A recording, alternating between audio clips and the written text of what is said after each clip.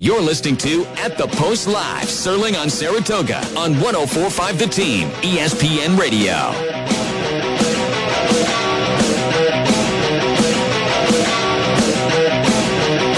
On Saratoga is coming to you live from the Parting Glass Pub in downtown Saratoga and is presented by Naira Bets. Sign up to Naira Bets and get a $200 cash bonus. With Naira Bets, you can bet on any track from anywhere at any time. Use promo code ANDY200 when you sign up at NairaBets.com. Naira Bets, racing best play. And the Daily Racing Form on sale now. Saratoga Clocker Reports featuring in-depth workout analysis for horses running at Saratoga. Available every day of the meet. Visit drf.com/Clocker. Thanks for staying with us. My second guest, trainer Brad Cox. I don't know if you're familiar with Brad, but if you're not familiar with him, you will not only be familiar with him after tonight, you'll be familiar with him because he wins races. He's one of the few trainers I can remember coming to Saratoga and immediately winning races. Brad, thanks a lot for joining us at The Post Live. Thanks, Andy. Thanks for having me. When is the first year you actually brought horses to Saratoga? I believe it would have been 5 seasons ago.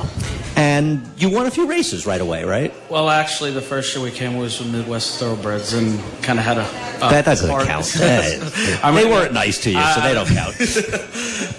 No, they were good. But it would have been... This would be our 4th season here. Yep. Coming to Saratoga, is it intimidating? It is for me. So. I mean, it can be. I mean... it's the major leagues. I mean, it's the majors. It's Grade 1 racing, and it's personally as a trainer, that's where I want to be. I mean, I want to go to horses, graded stake level horses, and you have to have some type of presence, I think, here in order to attract those to the barn. Well, you've got a horse, Sassy Little Lila, who broke her maiden in the last race of the meet. Last year, I think, and then she finished second her last start in the Justa game, the Grade 1. How's she doing? She's doing really well. We've really not decided where we're going to run her, and the plan is to run her here at Saratoga the first part of August. She's training really well. She's going to breeze hopefully this weekend on the grass, but she's doing really well. She's Grade 1 place, actually second in 2 Grade 1s. And we're hoping, we can pick off a grade, hopefully a grade stake at some point this year and hopefully a Grade 1 down the road. Yeah, the Boston Spa, of course, coming up later in the meet. And the Diana's weekend, she won't be running in there. When is the first time you came to Saratoga? It would have been 5 years ago with the... Oh, you'd never been here before at all? No, and I'd always followed Naira racing very close. Grew up watching Harvey Pack.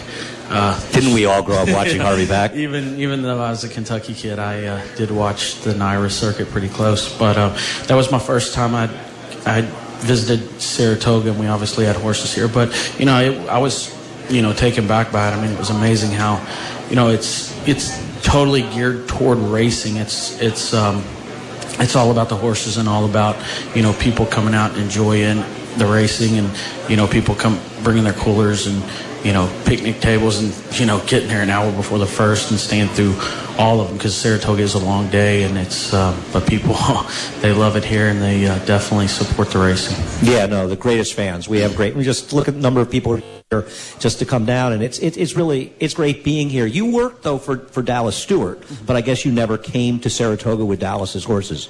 No, he would always come up, and I would normally stay back at Churchill with the... He's never missing Saratoga. No, or 15 Church. Right. There's like 3 or 4 Dallases. I'll see him everywhere. Yeah, but no, I never did make any... I made several trips to Belmont working for Dallas, but never did get to Saratoga. So when I came, like I said, I mean, it was just... I figured out real quick, I mean, that's where I need to be, or where I want to be, put it that way, and we're back. But you grew up near Churchill Downs, is that true? Yeah, 2 blocks outside the back gate. Now, did your family go to the racetrack? My dad did, yeah. He didn't drag me over there. I probably drug him over there. I know that feeling. Yeah, I mean, he obviously liked it, but I mean, I obviously took it to a different level. I had a passion for it, and Rajiv just spoke about with a competitive spirit, or just being a competitive person. I think that has a lot to do with it. It's something you get into, and it just pulls you in, and it doesn't let go. So Do you have any family members that work in horse racing at all? No, I have no relatives at all. So when you first went, were you betting the horses? I mean, was that the first thing you did? Yeah, early on, I was, obviously didn't know what I was doing, but none of us did. We all think still we know. don't. Right, exactly. But no, we just fake it better than others. Right. I don't know. I was just drawn to it, and decided at a pretty early age I wanted to be in the business doing something, and then I thought, obviously I couldn't be a jockey, so I thought, maybe... should see some guys who actually used to be jockeys. You'd be surprised. Steve Asmussen rode once. Yeah, some of the jockey agents, you wouldn't believe it. But no, I just really, become obsessed with it, wanted to, make a career out of it, and, it's been tough. I mean, it's always anything in the horse business as far as bloodstock, training, jocks, whatever you choose to do, it's a very competitive business, and everyone's fighting for first place for sure. Yeah, it's not easy. Now, who are some of the early horses that you remember when you used to go back in the old days? Because for me, Ruffian was one of the first horses I saw that I remembered. It's funny. I trained for Shortleaf right now, and at the time it was Lob Lolly, but Sure. Prairie Bayou is one of my favorite horses. He was a gelding by Little Missouri that was second. Mike Smith rode him. He was second at the Kentucky Derby, and I can't remember the year. It was early 90s, but he was a really neat horse, and then I think he ended up winning the Preakness. He won the Preakness. He actually won in the winter at Aqueduct. I think he won like the Whirl Away or one of those stakes on the inner. And then I think something happened to him at Belmont with Colonial Fair winner Julie Crone, I believe, won it that year. 93. Yeah. So, but he was one horse. Lure Shug had the grass horse Lure, obviously speed horse on the grass. Great horse. Yeah, he and Paradise Creek and Star of Cozine, those were good grass horses. I don't know. I just followed them. I mean, to me, when I knew they were running, I was the anticipation, the build up. To watching them on whatever it was going to be, ESPN or however we watched it back then, which they obviously a lot more coverage than it seemed like, but it was just something I really look forward to. Yeah, I think the Saratoga. I mean, it's funny you grew up near Churchill, and maybe Saratoga and Churchill are similar in that respect, because in Saratoga, and I'm sure a lot of people can relate to this. My friends, we all went to the track. That's what we did. We went to the track. We talked about racing all the time. It's an obsession. Yeah, there's no doubt. And I think to be good at this, and I've said this several times, to be good at this, you must be obsessed with it, in my opinion. You worked for Burke Kessinger, I believe, earlier, and he used to come here as well. Also, Jimmy Baker, I think you worked for? Yes. How long did you work for those guys? Burke, I worked for him in the summers when I was in high school, and he had some decent horses up. I think he had a horse named Hargar that won the Saranac. He had Memories, a good grass mare. I remember Memories. It's a nice distance horse, right? Yeah, and we had a good filly. I took this filly we got off Aiden O'Brien for a while, and a Mingling Glance. She was nice. I don't know if she ever won anything at Saratoga, but she was a really nice grass filly. And then Jimmy Baker, I spent a couple of years with him, and a great horseman. He worked for Shug, right? Yeah, Shug, and I think Frank Whiteley maybe as well. So, I feel like I worked for some really, really good horsemen, and they taught me a lot about the horse, and legs, and how to basically take care of a horse, horsemanship, I guess you would say. When did you decide to go out on your own? What year? It would have been into 2004, 2005. And you went to Oaklawn? Was that your first? No, I went to Turfway.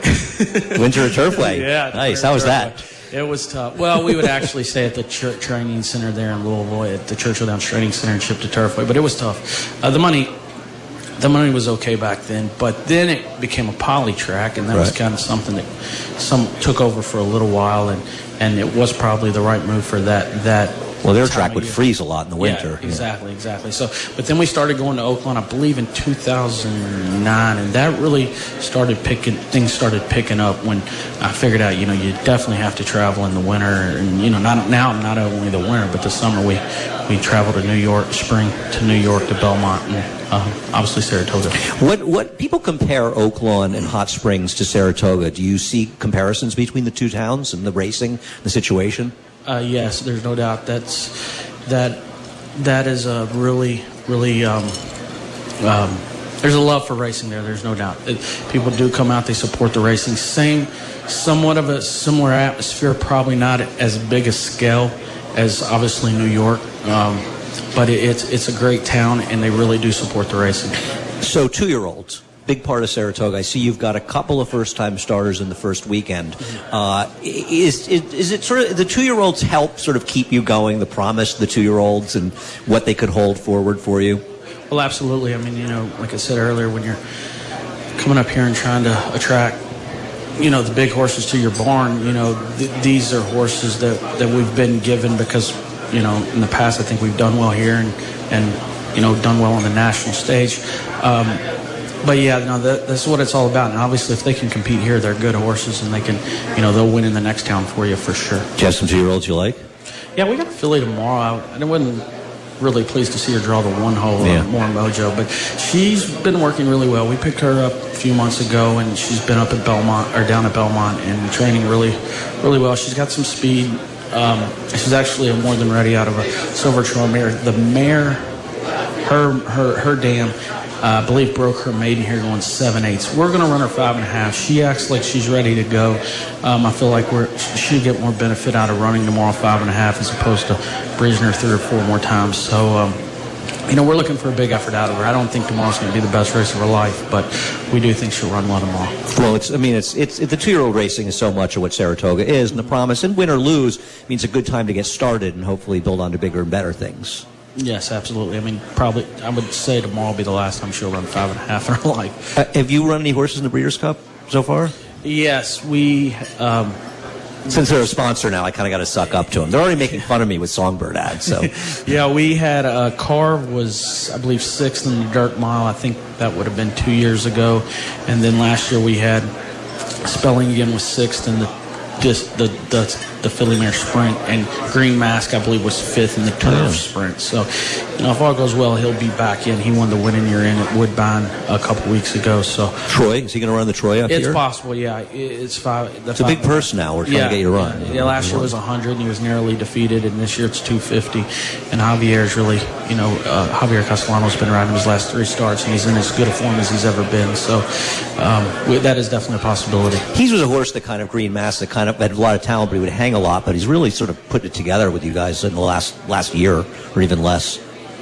I mean, he was terrific his last 2 starts. Yeah, he has. He's kind of went from being a horse that, you know, I kind of felt personally like he was maybe not a top sprinter in the country on the turf to now looking like maybe the top sprinter in the country on the turf. I mean, obviously there's some other really good horses out there, but he's up there. Compete with them. Yeah, he can. So if you had one goal for yourself before we let you go in summer in Saratoga, can you enjoy yourself? Can you find a way to enjoy yourself up here despite all the work?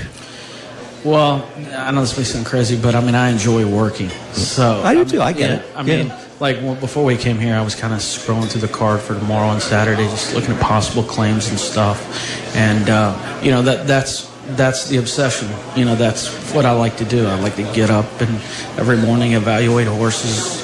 You know, go over them. You know, watch them obviously breeze and train, and you know, that's what we enjoy doing every day, and it's 7 days a week. And you know, like I said, it goes back to the word of obsession.